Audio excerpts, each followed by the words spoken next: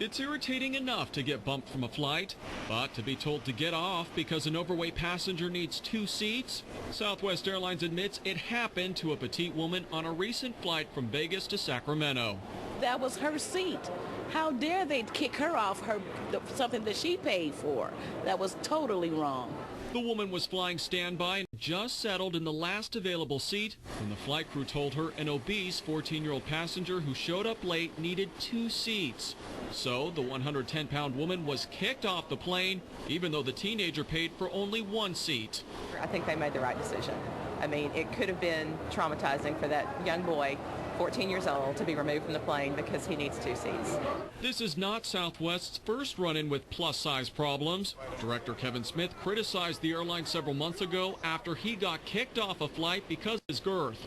On Twitter, he wrote, "If you look like me, you may be ejected from Southwest Air," and was outspoken over the incident in a podcast.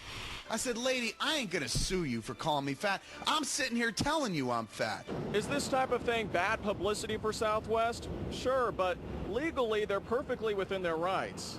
It is a very sensitive issue, and it's a very real issue because the airlines have, seats of certain size, and they can't retool these aircraft. It would be cost prohibitive to do that. But aviation attorney William Angelley says Southwest could have handled the situation better.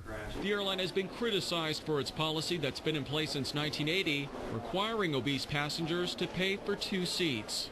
They probably should have asked for volunteers to get off in order to make a seat for this 14-year-old. In a statement to Fox 4, Southwest Airlines says, when transporting millions of customers a year, we're sometimes faced with extenuating circumstances, and we try to make the best decisions possible. The events that took place were certainly not reflective of a typical flight.